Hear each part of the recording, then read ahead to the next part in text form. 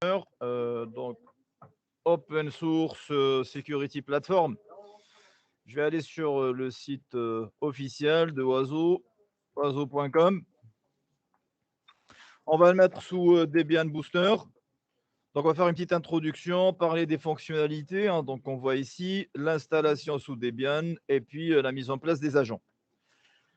Alors, comme indiqué dans le site, hein, Oiseau est une plateforme gratuite et open source utilisée pour la prévention, la détection et la réponse aux menaces. Donc, c'est un fork libre. C'est un fork libre du projet OSEC qui appartient à la famille des HIDS. Host, intrusion, détection, système. Ces systèmes de détection d'intrusion vont surveiller donc les logs applicatifs, les appels système, ainsi que le noyau pour tenter de détecter des compromissions des systèmes d'exploitation. La solution Oiseau se compose d'un agent de sécurité qu'on installe au niveau des terminaux, déployé sur les systèmes surveillés, et d'un serveur de gestion qui collecte, analyse les données recueillies par les agents. En outre, Oiseau a été entièrement intégré à la suite ou à la pile élastique, fournissant un moteur de recherche et un outil de visualisation des données. Je vais balayer rapidement les fonctionnalités. Donc, la première fonctionnalité qu'on voit ici, analyse de sécurité.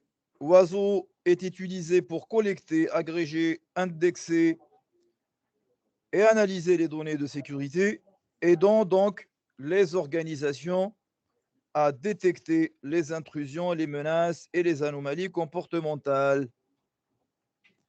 La deuxième fonctionnalité offerte, qui est l'intrusion ou plutôt la détection d'intrusion. Les agents Oiseau analysent les systèmes surveillés à la recherche de logiciels malveillants, de rootkits et d'anomalies suspectes. Ils peuvent détecter des fichiers cachés, des processus masqués ou des écouteurs, hein, donc des listeners, des écouteurs réseau non enregistrés, ainsi que des incohérences dans les réponses aux appels système. La partie analyse des données de journal, log data analysis, les agents Oiseau lisent donc les journaux du système d'exploitation et des applications et les transmettent en toute sécurité à un gestionnaire central pour une analyse et un stockage basé sur des règles.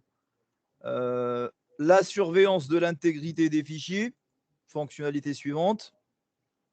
Donc, on entend parler de ça par rapport au fait que Oiseau surveille les systèmes de fichiers, les SGF, identifiant donc les changements de contenu, les autorisations, la propriété et les attributs des fichiers qui nécessitent une attention particulière.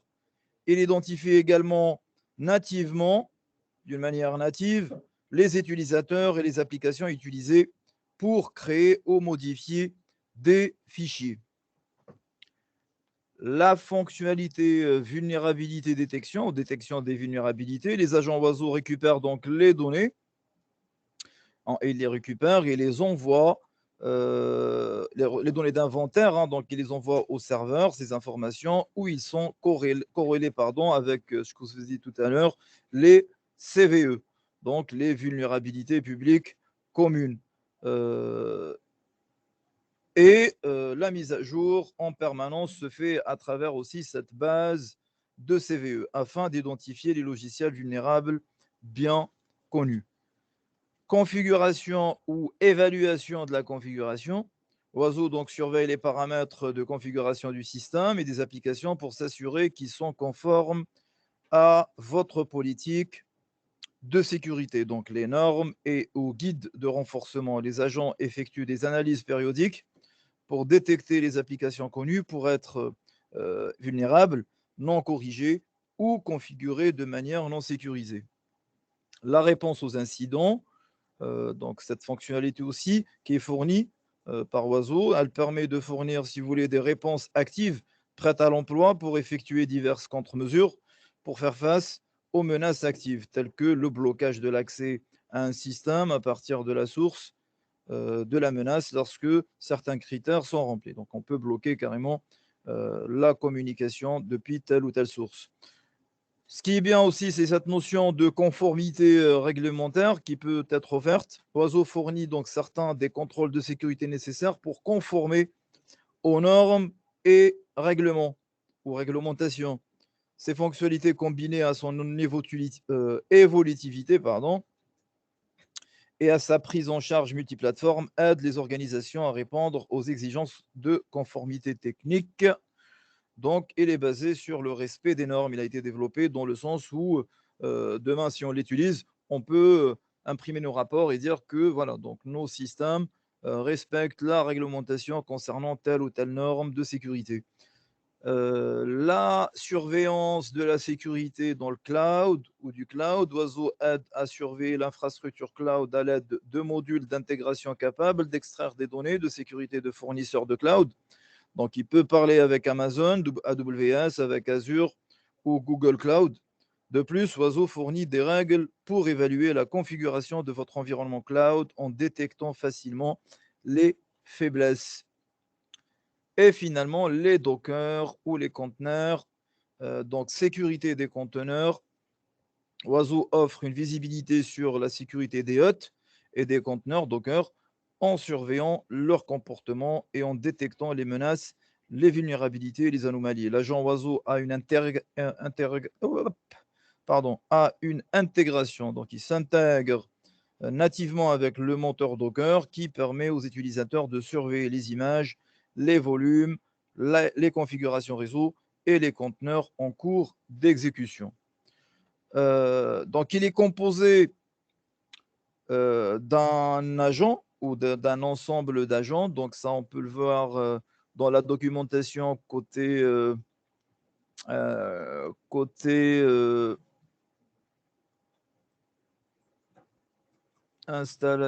architecture ou composant. Donc, comme on le voit ici, il est composé d'un agent ou d'agents qui s'installent sur des terminaux tels que des ordinateurs portables, des ordinateurs de bureau, des serveurs, des instances cloud ou des machines virtuelles. Euh, il offre des capacités de prévention, de détection et de réponse. Il prend en charge les plateformes Windows, Linux, macOS, HPX, Solaris et les plateformes AX ou X. Donc, le deuxième composant, c'est le serveur lui-même qui analyse les données reçues des agents, les traite via des décodeurs et des règles et utilise les renseignements sur les menaces pour rechercher des indicateurs de compromission. Ce qui est noté ici, les IOC ou les IOX, bien connus.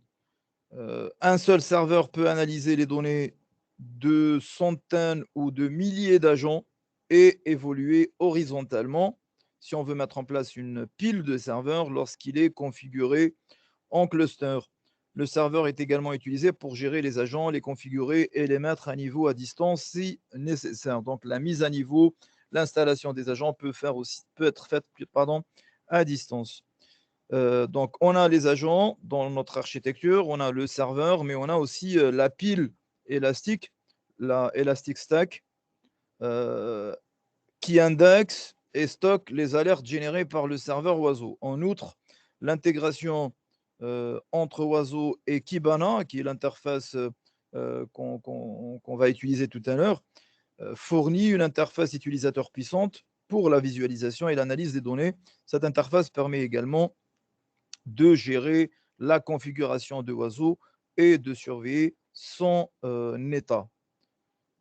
Les agents, on les trouve pour les systèmes d'exploitation Linux, Windows, macOS, Solaris, AX et d'autres systèmes d'exploitation. Il peut être déployé sur des ordinateurs portables, de bureau, des serveurs, des instances cloud, des Docker.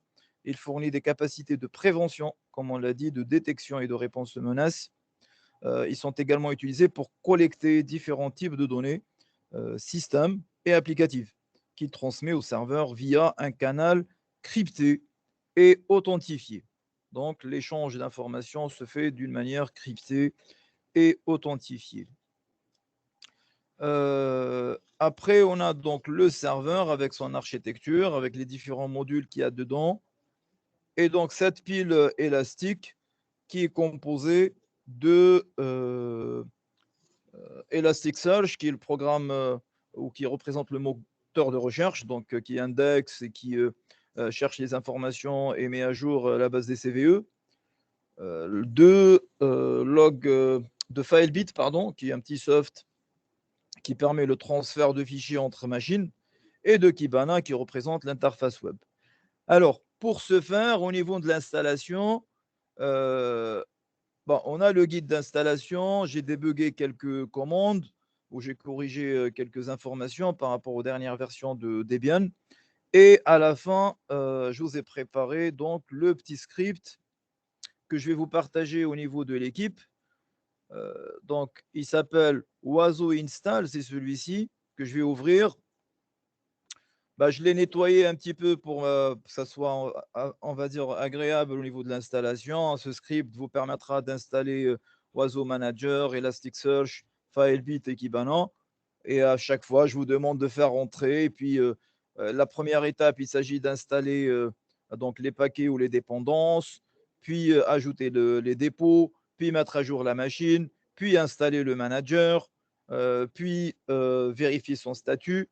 Alors, je vais enlever ça parce que ça vous bloque, ça vous affiche, ça vous attend donc vérification. C'est pas entrée. Là, je vais vous demander de taper Q hein, pour continuer. Taper Q à chaque fois. Donc, on vérifie le statut, puis on installe Elasticsearch, on le relie, on crée les utilisateurs, etc. Et on met en place les certificats. Puis, l'installation de FileBit et puis de Kibana, jusqu'à là où je vous affiche à la fin dans ce script, je vous dis accéder à l'interface web, tapez HTTPS, l'adresse de votre machine, le user c'est admin et le password c'est admin aussi au départ. Alors, je vais juste modifier deux, trois bricoles quand il y a un statut à vérifier. Installer un status là. Euh, donc, tac, entrée, et puis là, où je vais l'enlever, ça, tout simplement. À chaque fois que je vérifie le statut, ça ne sert à rien. Tac.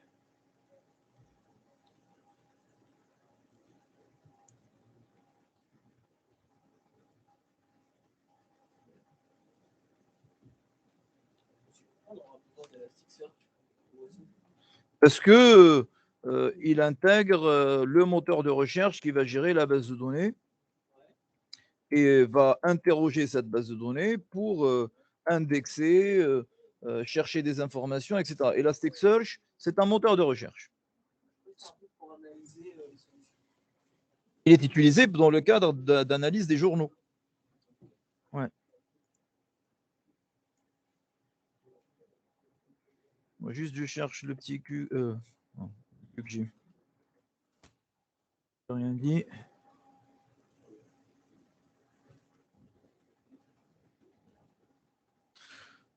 Donc, c'est un script bash, mais je ne peux pas vous uploader sur Teams un fichier avec une extension SH.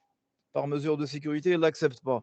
Moi, je l'ai mis en TXT, mais quand on le mettra sur la machine, on va changer son extension tout simplement. D'accord.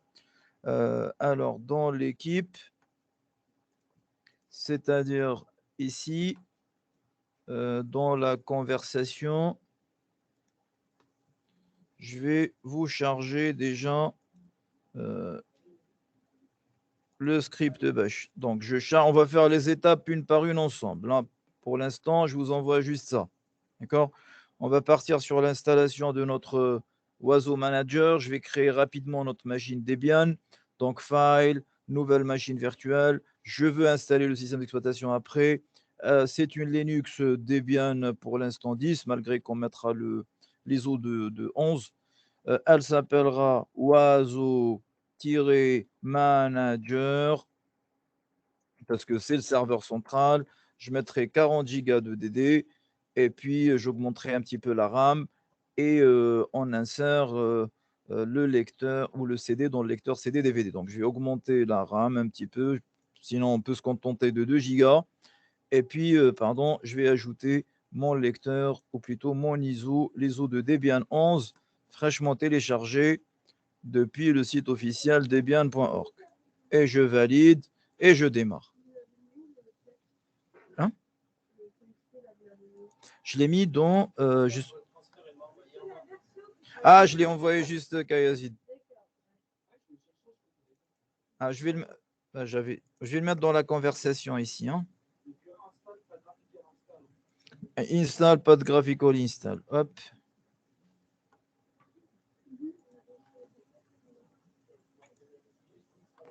Voilà, vous l'avez. Hein. Bien. Bon, install simple, rapide. On a Internet sur la machine physique. Alors, français.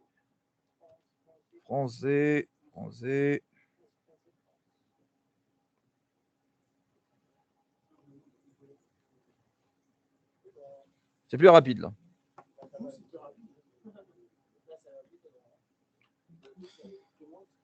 Ça change de la machine Windows tout à l'heure. Alors, elle s'appellera en interne pareil. Oiseau Manager. Ça, c'est son host name. Pas de domaine. Le mot de passe, on ne l'oublie pas. On n'est pas en production. On met un mot de passe simple. Utilisateur, donc c'était le mot de passe du root, bien sûr. Utilisateur user, son identifiant user, son mot de passe, pareil, simple.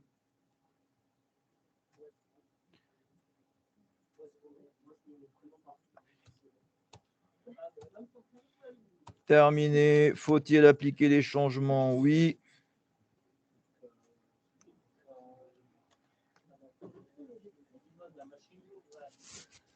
Hein? Moi, moi, de toute façon, je ne suis pas concerné.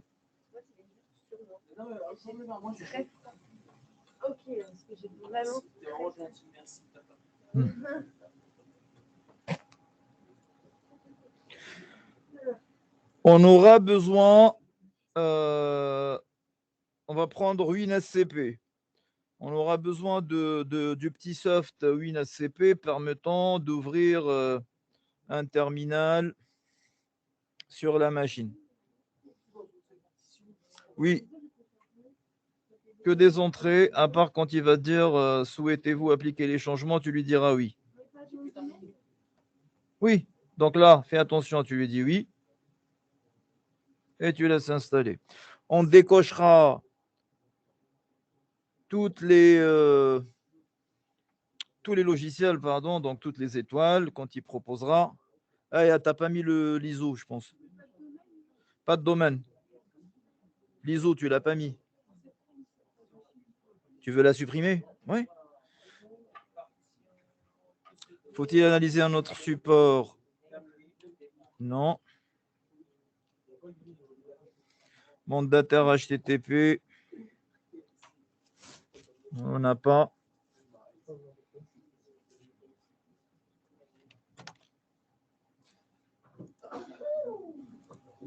Ah, vous souhaitez.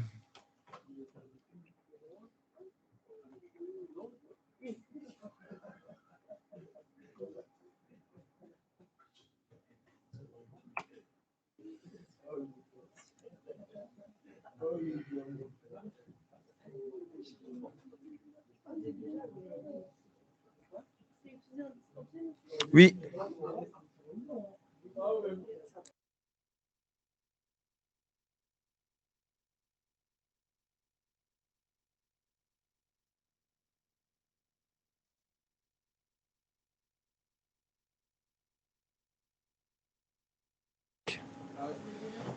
Si vous l'avez, tant mieux. Sinon, WinSCP Secure copie sur la machine physique. Téléchargez-le et installez-le. Souhaitez-vous participer à l'étude? Non. Ici, j'ai mis les autres de Debian. Non, de Debian cette fois-ci. On a fait déjà. Non, maintenant, ça, on l'a fini. Ça, attends.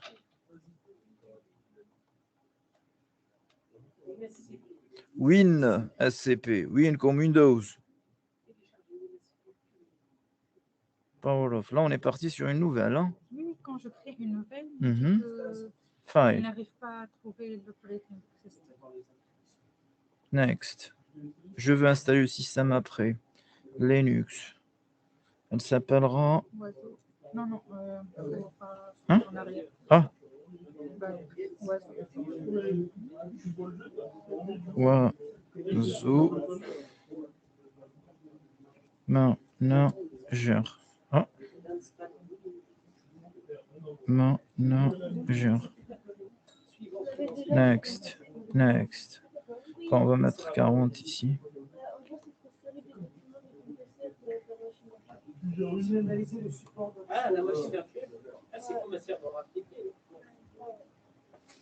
Comme bon, comme Faizy là, mais ça nous évitera de. Bonjour. Non. Non. Tu as l'ISO de Debian? Je pense que tu l'as. Hein. Je dois chercher. D'accord. Tu mets l'ISO de Debian et puis tu démarres l'installation. Ok. Alors, on décoche tout ça. Moi, j'ai tout décoché avec l'espace. Attention que tu fasses entrer. Oui, sinon on va se retrouver avec l'interface graphique.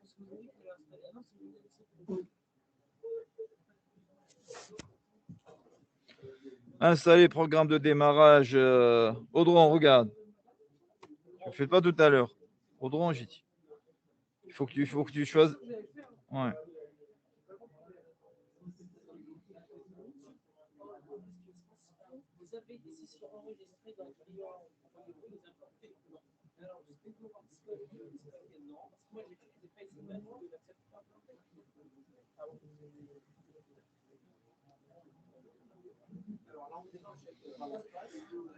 Bien.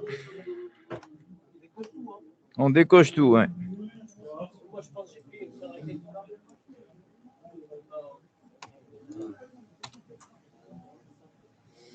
Continuer, ma machine redémarre.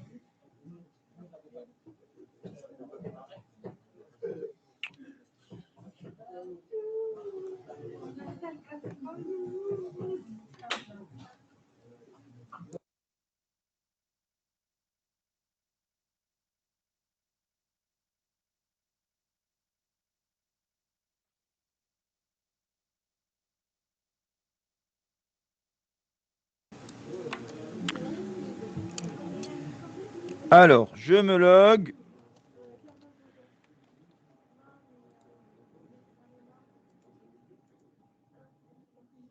toute façon, je suis en train de vous créer l'enregistrement.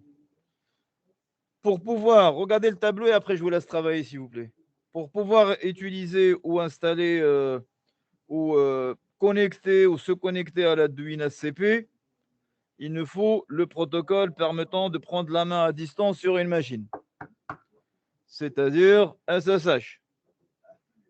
S'il vous plaît. Donc, apt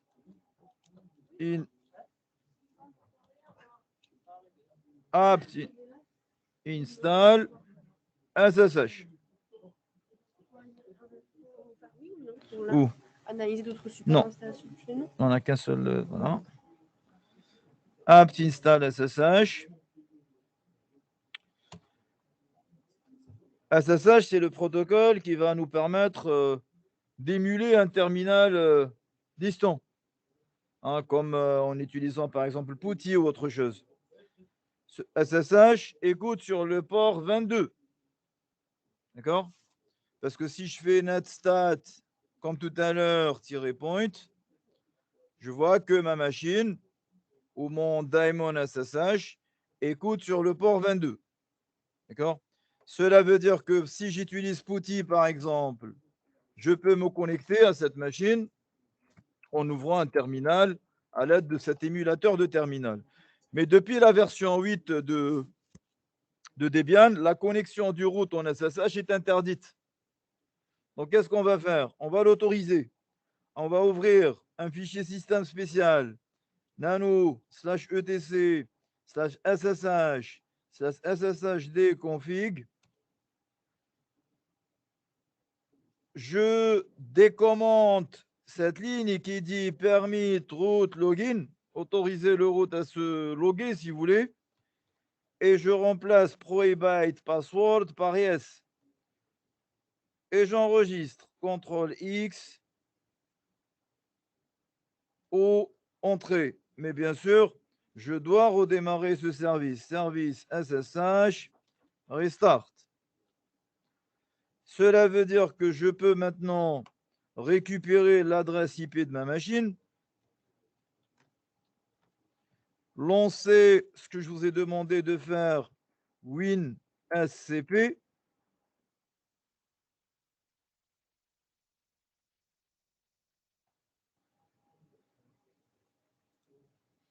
taper l'adresse IP de ma machine, 192.168. Je termine cette partie et j'arrête l'enregistrement. Je vous laisse me rattraper. On règle les problèmes et on fera la deuxième partie après. Donc, on avait dit 192, 168, 56, 209 pour moi. 56, 209, port 22, SSH par défaut. Nom d'utilisateur root, mot de passe du root. Et je lance ma connexion. J'accepte la clé de chiffrement. Et puis, de ce côté, j'ai ma machine Debian avec ses dossiers. Et de ce côté, j'ai ma machine, mon poste en local. Alors, l'objectif, c'est d'aller dans Download, parce que c'est là-bas que je l'ai enregistré, je pense. Très important d'installer le grub, oui. Alors, l'objectif, oiseau install.txt. Oui, grub, oui, /dev/sda.